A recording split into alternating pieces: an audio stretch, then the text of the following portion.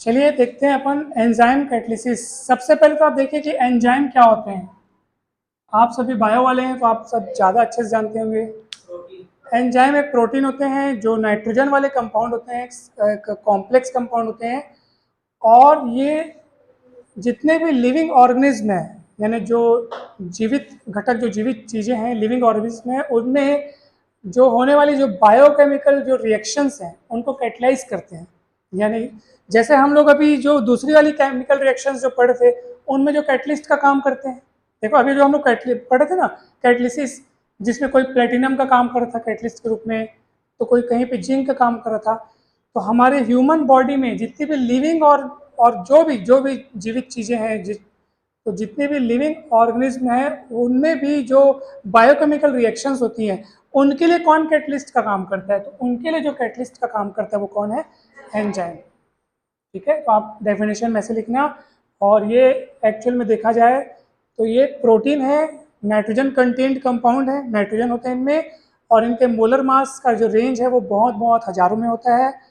और ये डेफिनेशन के बाद कुछ एग्जाम्पल आपके बुक में दिए होंगे, मैंने यहाँ पे 2 एग्जाम्पल लिखे हैं, आप और एग्जाम्पल देख सकते हैं। जैसे आप देखेंगे पहला जो केन शुगर है उसका इन्वर्शन, इन्वर्शन यानी होता है कि उसका 2 भागों में टूटना, किसमें किसमें, ग्लूकोज और फ्रक्टोज में। तो ये जिस एंजाइम के द्वारा कैटलाइज होता है वो है इन्वर्टेज। ऐसे सब के लिए अलग अलग एंजाइम इस्तेमाल होते हैं। जैसे आप देख लो यहाँ पर, ये देख लो C6H12O6 ग्लूकोज, ये जब एथिल अल्कोहल और CO2 में चेंज मतलब डिकम्पोज होता है, टूटता है, तो यहाँ पे जाइमेस जो है वो कैटलिस्ट का काम करता है। ये सब एंजाइम्स हैं। मतलब यहाँ कैटलिस्ट के रूप में आपके लिए कौन बैठेंगे? एंजाइम बैठेंगे। ठीक है, ऐसे बहुत सारे एग्जाम्पल आप तैयार कर सकते हैं। इनका कैरेक्टरिस्टिक्स यानी इनके लक्षण क्या क्या है, तो बहुत ही इंपॉर्टेंट और बहुत ही ईजी तरीके से याद हो जाने वाले इनके लक्षण हैं। जैसे पहला क्या लिखा है, मतलब ये बहुत बहुत ज़्यादा एक्टिव होते हैं, मतलब ये बहुत ज़्यादा दक्ष होते हैं। यानी कि आप समझ लीजिए कि इनके प्रेजेंस से जो रिएक्शन है उसकी स्पीड कई कई गुना क्या हो जाती है? बढ़ जाती है। ठीक है, तो ये यहाँ पे आप देखो लगभग लगभग 10 की 10⁻⁴ कितना लिखा है देखो, तो 10⁸ to 10⁻20 टाइम्स, मतलब बहुत ज़्यादा है। इतना टाइम्स उस केमिकल रिएक्शन का एक्टिविटी बढ़ जाता है। सोचो इनके प्रेजेंस से स्मॉल क्वांटिटी, इनकी थोड़ी सी मात्रा भी गदर मचा सकती है, यानी कि बहुत ज़्यादा उस रिएक्शन की रेट को बढ़ा सकती है, इनकी थोड़ी सी मात्रा भी। ठीक है, small quantity of enzyme can catalyse the whole reaction, यानी कि बहुत सारी रिएक्शन को क्या कर सकती है? कैटलाइज कर सकती है। तीसरा क्या लिखता है? हर एंजाइम कैटलिस्ट के लिए एक उसका स्पेसिफिक या प्रॉपर पीएच वैल्यू होता है जिस पर उसकी जो एक्टिविटी है वो सबसे ज़्यादा रहती है। और ये लगभग लगभग इसका जो रेंज है वो 5 से लेकर के 7 तक रहता है पीएच वैल्यू का रेंज। मतलब कि सभी एंजाइम जो है इस रेंज से इस रेंज के बीच अपनी अपनी जो एक्टिविटी है मैक्सिमम फॉर्म में वो शो करते हैं। मतलब ऐसा है कि जैसे एंजाइम का पीएच वैल्यू बदलोगे ना तो उसकी एक्टिविटी में फर्क आएगा। तो उस एक कोई पीएच वैल्यू ऐसी होती है सभी एंजाइम के लिए जिस पे वो अपनी एक्टिविटी को सबसे ज़्यादा शो कर सकता है। वो वैल्यू हर एंजाइम के लिए अलग अलग होती है। ठीक है, अगला क्या लिखा है? टेम्परेचर के लिए, टेम्परेचर के प्रति भी ना एंजाइम्स होते हैं बहुत सेंसिटिव होते हैं। टेम्परेचर बदलने से उनकी एक्टिविटी बदल जाती है। किस टेम्परेचर पे उनकी एक्टिविटी बढ़िया ठीक ठाक रहती है? तो 25 से 37 के बीच आप मान लो, जो कि रूम टेम्परेचर की रेंज में है। 25 से 37 के बीच इनकी एक्टिविटी ज़्यादा होती है। कम टेम्परेचर पे इनकी एक्टिविटी बहुत स्लो हो जाती है, इनके पास कोई एनर्जी नहीं रहती, तो एक्टिविटी कम हो जाती है कम टेम्परेचर में। और ये क्या लिखा है? स्पेसिफिक नेचर मतलब ये है कि हर रिएक्शन के लिए, हर बायोकेमिकल रिएक्शन के लिए कोई स्पेसिफिक एंजाइम रहता है जो उसी को बस कैटलाइज कर सकता है, दूसरे को नहीं। दूसरी फिर रिएक्शन के लिए दूसरा एंजाइम लाना पड़ेगा। तो ये है स्पेसिफिक नेचर, मतलब सबके लिए एक एक जन बना हुआ है, समझ जाओ। यही आपके बुक में भी लिखा हुआ है, यही आपको करना भी है। ठीक है, हर एंजाइम जो है वो एकदम स्पेसिफिक होता है।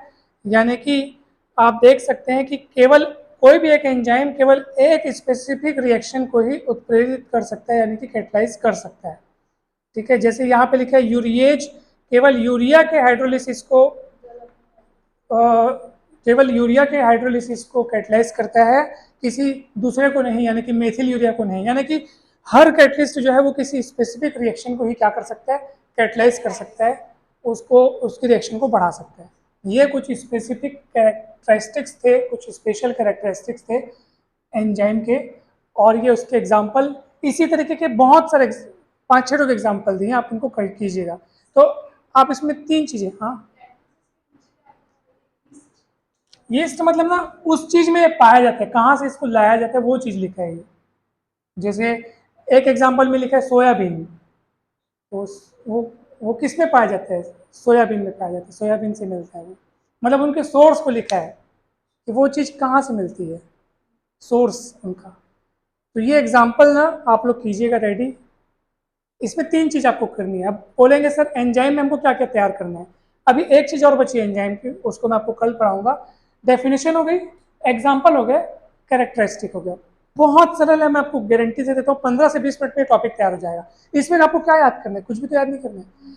ऐसी चीज़ों को याद करने के लिए ना, जैसे कैरेक्टरिस्टिक है, तो ऐसी चीज़ों को याद करने के लिए आप, अच्छा टॉपिक याद रहेगा तो आप उनके अंदर की चीज़ें लिख सकते हो। तो इनके टॉपिक का शुरुआत का लेटर आप लिख करके ना कोई भी एक कोडवर्ड बना सकते हो,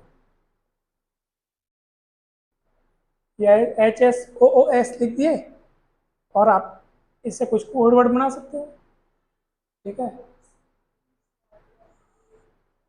हंसो सब, ओ सब, ऐसा करके कुछ बना सकते हो, कुछ भी कोडवर्ड, तो आपको याद रहेगा ये हमेशा।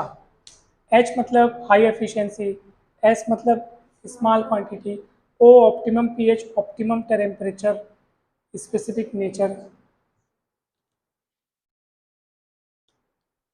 तो इस टाइप से हो गया, खत्म। क्या हुआ?